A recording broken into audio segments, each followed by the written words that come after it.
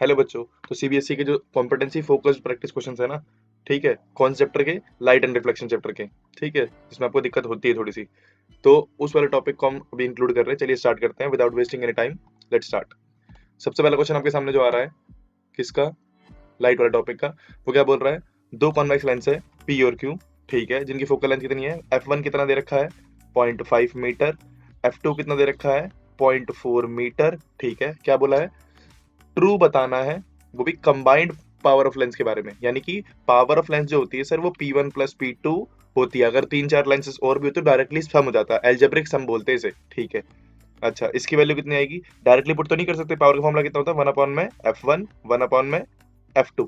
अच्छा, और क्योंकि फोकल लेंथ इसमें होनी चाहिए मीटर में, वो पहले से दे रखी है, कोई दिक्कत नहीं है। 0.5 और यहाँ पर 0.4, ऊपर पॉइंट लाओ जीरो लगाओ, पॉइंट आओ जीरो लगाओ, तो यहाँ से वैल्यू कितनी आएगी? 2। यहाँ से वैल्यू कितनी आएगी? काट लो इसे, 2.5 and the final answer is 4.5। और यूनिट क्या होती है? डायोप्टर। तो ऑप्शन कौन सा होना चाहिए? Option A is the right answer. चलिए अभी ध्यान से देखते हैं नेक्स्ट क्वेश्चन। नेक्स्ट क्वेश्चन बहुत अच्छा क्वेश्चन है। क्या बोला वो क्वेश्चन में? क्वेश्चन में बोला भाई, अगर कोई लाइट रे एक एयर वाले मीडियम से, क्वेश्चन नंबर 2 स्टार्ट करते हैं। क्वेश्चन नंबर 2 क्या बोल रहा है कि कोई इंसिडेंट रे है लाइट की, वो एंटर करती है किसी मीडियम में। कहां से? एयर से। तो यानी कि ये कोई मीडियम है, और ये मीडियम है, ये एयर है। एयर है जो कि रेयर है, मीडियम है जो कि डेंसर है। ये मुझे नहीं पता डेंसर है या रेयर है, पर अभी देखेंगे कि क्या होगा। पर एयर का कंफर्म होता है, वो रेयर होती है। अगर कोई लाइट रे किसी एक मीडियम से दूसरे मीडियम में एंटर कर रही है, एयर से किसी दूसरे मीडियम में एंटर कर रही है, ठीक है, तो क्या ट्रू होगा वो बताना है। अच्छा, जो रिफ्रैक्टिव इंडेक्स है मीडियम का, उसे NM बोल दिया गया है। एयर का है उसे NA बोल दिया गया है। आगे क्या बोला हुआ है उसमें? स्पेसिफिकली बताया है कि बेंड टुवर्ड द नॉर्मल। अगर हम याद करें जो हमने पढ़ा था, हमने क्या पढ़ा था कि लाइट रे, ठीक है, कहां से? रेयर टू डेंसर मीडियम में अगर जाएगी तो बैंड टूवर्ड नॉर्मल हो जाती है, और अगर डेंसर टू रेयर में जाती है तो बैंड अवे फ्रॉम नॉर्मल हो जाती है, ठीक है। तो ये हमने पढ़ा था। और क्योंकि सर ये बिल्कुल डिट्टो मैच हो रहा है फर्स्ट वाला पार्ट इससे, तो इसलिए जो नीचे वाला मीडियम होगा उसका रिफ्रैक्टिव इंडेक्स हमेशा क्या होगा? ज्यादा। तो हम यहाँ पर क्या बोल सकते हैं कि refractive index of the M must be greater than refractive index of the A। तो therefore option C is the right answer. क्या बोला हुआ है? एक लेंस प्लेस करा है कौन से पॉइंट पे? क्यू पॉइंट पे। क्यू पॉइंट पे क्या है? कॉन्वेक्स लेंस है। अच्छा, आगे क्या बोला हुआ है? इमेज जो बनी है ना, वो स्क्रीन पे बनी है, इसका मतलब रियल इमेज होगी। ठीक है, आगे बढ़ो। Image formed on the screen is, देखो रियल बोला हुआ है, इन्वर्टेड है, डिमनेस्ड है, यानी कि छोटी इमेज है। रियल है, इन्वर्टेड है और डिमनेस्ड है, छोटी इमेज है, ठीक है। When the lens is move towards P, यानी कि लेंस को जब हम पी की तरफ लेके जाएंगे सर, इसका मतलब ये हुआ कि हम ऑब्जेक्ट के डिस्टेंस को घटाने की कोशिश कर रहे हैं, ठीक है। तो अगर आपने डायग्राम्स देखे हो, ये डायग्राम, तो आपको अचानक से क्लिक करेगा क्वेश्चन। लेंस को मूव करा पी पॉइंट की तरफ, तो एक और शार्प इमेज बनी, और वो भी स्क्रीन पे बनी। जैसे ही उसने बोला शार्प इमेज बनी, ठीक है, और स्क्रीन पे बनी, स्क्रीन पे बनते ही इमेज कैसी होनी चाहिए? रियल। तो स्क्रीन पे जैसे ही इमेज बनी तो वो क्या होगी? रियल। और रियल बनते ही फिर क्या होगी? वो इन्वर्टेड। तो इसका मतलब सर अपराइट वाले ऑप्शंस तो आप डायरेक्टली काट दीजिए। डन। तो इसका मतलब इमेज या तो डिमिनिश्ड होगी या फिर मैग्नीफाइड होगी। अब आपको एक बात पता है कि सर जो सिचुएशन कौन सी थी? क्यू वाली, जब क्यू पे रखा हुआ था, ठीक है, तो इमेज पहले ही से ऑलरेडी डिमिनिश्ड थी। तो अगर आपने रे डायग्राम्स देखे हो, उसमें पहला केस डिमिनिश्ड का है, दूसरा केस थोड़ा सा बड़ा साइज हो गया है, ठीक है, तीसरे केस में सेम साइज है, चौथे और पांचवें केस के अंदर साइज इंक्रीज हो गया है। तो यहां पर हमने क्या बोला है कि सर जैसे जैसे ऑब्जेक्ट का डिस्टेंस हम घटाते जाएंगे, वैसे वैसे जो साइज है किसका? इमेज का, वो बढ़ता जा रहा है। हम डायरेक्टली बोल पाएंगे कि सर कहीं ना कहीं तो वो बढ़ ही रहा होगा। तो इन्वर्टेड तो है ही है, ठीक है, और बढ़ रहा होगा, तो option A is the right answer. क्या बोल रहा है? इमेज शोन बिलो, ठीक है, student is demonstrating the sun ray experiment, ठीक है, उसने इसके अंदर क्या करा है? स्पेरिकल मिरर यूज किया गया है, ठीक है, और जो पेपर रखा गया है वो पेपर बर्न हो गया, ठीक है। आगे बढ़ते हैं अब। इसी इंफॉर्मेशन के बेस के ऊपर है ना, वो कुछ आंसर पूछ रहा है। वो what is the term use for the distance between the mirror and the paper? Mirror और पेपर के बीच में जो डिस्टेंस है उसको क्या बोलेगा वो? अब कई बच्चे सोच रहे होंगे सर मिरर से लेके ऑब्जेक्ट तक का जो डिस्टेंस होता है, ये तो ऑब्जेक्ट डिस्टेंस हो गया। ये डिस्टेंस कैसा हो गया? Object distance. पर यहाँ तो ऑप्शन ही नहीं दे रखा, फिर तो क्वेश्चन गलत होना चाहिए। पर भाई यहाँ पर ये स्पेशल सिचुएशन के बारे में बता रहा है, यहीं पर ये आपने जो प्रैक्टिकल्स किए होंगे स्कूल के अंदर उन प्रैक्टिकल वाली सिचुएशन के बारे में बता रहा है वो। ठीक है, कि जब आपको पता होना चाहिए, देखो ये मिरर है, ठीक, अच्छा इस मिरर के ऊपर, ठीक है, आपने यहाँ पर ऑब्जेक्ट ऐसी जगह पर रखा, ठीक है, जहां पर बिल्कुल शार्प इमेज बन रही है। कैसी इमेज बन रही है? शार्प इमेज बन रही है। और उस इमेज के बारे में बताया, इमेज कैसी है? इमेज बिल्कुल पॉइंट साइज है, पॉइंट साइज है, डिमनिस्ड इमेज है, ठीक है, पॉइंट साइज है, डिमनिस्ड इमेज है, ठीक है, पॉइंट साइज, डिमनिस्ड इमेज। अच्छा, क्या हमें बताया गया कि मिरर कौन सा है? देख लेते हैं ऊपर, ठीक है। अच्छा, जब हमने क्या बोला कि ये कंसंट्रेट, रेज को कंसंट्रेट करने के, रेज को कंसंट्रेट करने के लिए यूज किया जा रहा है ये एक्सपेरिमेंट, तो उसके लिए तो भाई एक ही मिरर यूज किया जाता है, वो भी कॉनकेव मिरर। कौन सा मिरर है? कॉनकेव मिरर ही यूज किया जाता है रेज को कंसंट्रेट करने के लिए। ये बात तो समझ में आ गई। तो सर इसका मतलब भी कॉनकेव मिरर होगा।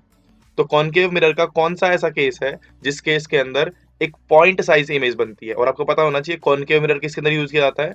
कॉनकेव मिरर सोलर फर्नेसेस के अंदर यूज किया जाता है, ठीक है। सोलर फर्नेस होते हैं ना, उसके अंदर यूज किया जाता है। और सोलर फर्नेस में वही यूज करा सकता है जो एक पॉइंट पर कंसंट्रेट कर पाए। तो यहाँ पर अगर कंसंट्रेट कर पा रहा है तो इसका मतलब जो यहाँ से लेके यहाँ तक का डिस्टेंस रहा होगा ना, ठीक है, वो एक ही सिचुएशन हो सकती है कि लाइन पैरेलल आ रही हो और फोकस पे जाके मीट करे, लाइन पैरेलल आ रही हो, फोकस पे जाके मीट करे। तो इकलौता ये एक पॉइंट होगा जो फोकस होगा, और इसी पॉइंट को बोलते हैं principal focus of the concave mirror. तो option B is the right answer. तो भाई ध्यान से देखेंगे, इतनी सारी चीज आपको ऑब्जर्व करनी पड़ेगी पेपर में, तब जाके आप बता पाएंगे। तो अगला क्वेश्चन पूछ रहा है, what kind of the image would be formed on the paper? Nature of the image आपको पता होना चाहिए सर, कनकेव मिरर के अंदर, ठीक है, 5 तो रियल एंड इन्वर्टेड वाले केस बनता है, ठीक है, और एक केस बनता है वर्चुअल इरेक्ट वाला, ठीक है। और ये तो पहला ही नंबर का केस है, ठीक है, ये पहला ही केस है जब ऑब्जेक्ट इन्फिनिटी पर रखा होता है। तो इसका मतलब इमेज कैसी बननी चाहिए? इमेज बनेगी रियल, और वो भी कैसी? डिमनिस्ड, ठीक है। वर्चुअल बनती तो सीधी बनती, ये तो वैसे ही गलत है, ठीक है। वर्चुअल बनती, एनलार्ज बनती, वो तो ऐसा बन ही नहीं सकती यहाँ पर, ठीक है। और रियल एंड एनलार्ज इमेज, ठीक है, वो केस ही नहीं है ये, क्योंकि अगर इमेज बनती, ठीक है, तो फोकस पे तो तभी बनेगी, इतनी पॉइंट साइज इमेज तो तभी बनती है, ठीक है। तो ये वाला एनलार्ज भी नहीं है इमेज, तो ये कट गया। और डायरेक्टली फर्स्ट ऑप्शन, जिस बच्चे को डायरेक्टली ऑब्जर्वेशन पता है ना कि ये ऐसे ऐसे होता है, और यही आपके एक्सपेरिमेंट्स जो आपने करे होंगे ना, उस एक्सपेरिमेंट के अंदर शो किया होगा। चलिए भाई नेक्स्ट क्वेश्चन पे चलते हैं। इन क्वेश्चन में से देखें तो क्वेश्चन नंबर 8 थोड़ा आसान क्वेश्चन है, क्योंकि वो एनसीईआरटी से डायरेक्टली थोड़ा बहुत इन्फ्लुएंस्ड है, मैच होता है थोड़ा सा। क्या बोला हुआ है? कौन सा ऐसा यूज है जो कि कॉमन यूज नहीं है? नॉट लिखा है ना, आपका पूरा फोकस ही इस नॉट पे होना चाहिए, ठीक है। Not a common use for the spherical mirror used for the above experiment. और आपने अभी देखा था कि जो पेपर से जलाने वाला एक्सपेरिमेंट था, वो कौन सा एक्सपेरिमेंट था? वो एक्सपेरिमेंट के अंदर जो मिरर यूज किया था वो था, कौन सा था? कनकेव मिरर था। मिरर कौन सा था? कनकेव। आज कनकेव मिरर होगा तो बुद्धि लगाने की आवश्यकता नहीं है। कनकेव मिरर के यूजेस देख लो, जो नॉट यूज होगा अपने आप ही दिखाई दे जाएगा, ठीक है। कनकेव मिरर शेविंग मिरर के अंदर यूज किया जाता है, हाँ जी, क्योंकि उसका सिक्स्थ केस जो सबसे लास्ट केस होता है जिसमें वर्चुअल और इरेक्ट इमेज बनती है, वो कनकेव मिरर के अंदर यूज किया जाता है। क्या वो रेयर व्यू मिरर के अंदर यूज किया जाता है? नहीं, इसमें तो सर कन्वेक्स यूज करते थे हम। कन्वेक्स मिरर, ये तो पेपर में क्वेश्चन भी आता है कि कौन से टाइप का मिरर है जो रेयर व्यू मिरर के अंदर यूज होता है और क्यों। ये मोस्ट इंपॉर्टेंट क्वेश्चन है, ये एक इंपॉर्टेंट क्वेश्चन बन जाता है, रट्टा मार लेना भाई घर में जाके, ठीक। अच्छा, हेडलाइट, कार की हेडलाइट के अंदर यूज किया जाता है, हाँ जी, यहाँ पर भी यूज किया जाता है। थर्ड वाले केस के अंदर यूज नहीं किया जाता, ठीक है। सोलर कुकर के अंदर भी वही यूज किया जाता है। तो यानी कि फर्स्ट, सेकंड और फोर्थ केस के अंदर तो वो यूज किया जाता है। थर्ड केस ही ऐसा है रेयर व्यू वाला जहां पर वो यूज नहीं किया जाता है। तो इसका मतलब option third is the right answer. तो थर्ड वाला हमने कंप्लीट कर लिया। अच्छा देखो क्वेश्चन नंबर 7 देखो, क्वेश्चन नंबर 7 क्या दे रखा है? If a student wishes to point out the mirror to another object so that to obtain a virtual enlarged image where should be the position of the object with respect to the mirror। यानी कि indirectly ये जो भी थोड़ी देर पहले बात कर रहे थे ना कि छठे केस में बनता है, तो कौन से केस के अंदर वर्चुअल इमेज बनती है? सर कनकेव मिरर के अंदर इकलौता एक सिचुएशन है जहां पर क्या बनती है, कैसी इमेज बनती है? वर्चुअल इरेक्ट इमेज बनती है। और वो भी कौन सा है? जब कनकेव मिरर, ये फोकस, ये पोल, तो ऑब्जेक्ट अगर पोल और फोकस के बीच में रखा गया हो तब क्या बोलते हैं हम? इमेज कैसी बनती है? वर्चुअल इमेज बनती है।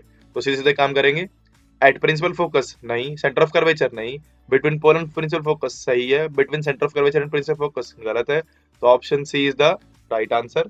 तो आपने देख लिया कि ये क्वेश्चन में हमारा निपट गया। लास्ट क्वेश्चन वीडियो का क्या बोल रहा है, ये डायग्राम शो कर रखा है इमेज ऑफ द कैंडल का, ठीक है, जिसमें रिफ्लेक्शन दिखाया गया किसके थ्रू, कनकेव मिरर के थ्रू, ठीक है। तो अगर डायग्राम को आप देखोगे ना तो आपको एक बार में तो स्टार्टिंग में ऐसा लगेगा पता नहीं क्या डायग्राम लिख रखा हुआ है, क्योंकि आपने साइन कन्वेंशन सारे जो पढ़े थे वो ये बताते हैं कि अगर मान लो मिरर आपने यहाँ पर रखा है तो object is always placed on the left hand side, यानी कि कैंडल कहाँ पे रखी होनी चाहिए, लेफ्ट हैंड साइड पे रखी होनी चाहिए, ठीक है। फिर उसकी इमेज भी हमारी कहाँ पर बनी है, लेफ्ट हैंड साइड पे बनी है। तो ये बोलना चाह रहा है कि कैंडल से कितनी रेज बाहर निकली होंगी, how many light rays from the candle point P, ठीक है, जो बाहर निकली है, ठीक है, ताकि जो इमेज पी डैश वो बन पाई, ठीक है। तो हमें पता है कि हमें मिनिमम तो 2 चाहिए होती हैं इमेज को शो करने के लिए, इमेज को शो करने के लिए कितनी चाहिए होती है, मिनिमम 2 चाहिए होती है, ठीक है। पर जब आपकी प्रॉपर पूरी इमेज आती है ना, तो प्रॉपर पूरी इमेज तो तभी आ पाती है जब पूरे की पूरी जो बॉडी है उस बॉडी से बहुत सारी इनफाइनाइटली मैनी रेज बाहर निकले, तभी जाके प्रॉपर पूरी इमेज बन पाती है, अदरवाइज इमेज नहीं बन पाती, ठीक है। तभी तो उसका हर एक पार्ट विजिबल हो पाएगा। तो इसीलिए हमने बोला कि सर यहाँ पर क्या आएगा आंसर, इनफाइनाइट आएगा। क्या आएगा, इनफाइनाइट। होप आपको वीडियो अच्छी लगी हो। इसका ही नेक्स्ट पार्ट आएगा भी, जो जो रेलेवेंट क्वेश्चंस होंगे वो इसमें से क्लब करके आपके लिए नई वीडियो बनाएंगे। तब तक मिलते हैं आपसे नेक्स्ट वीडियो में।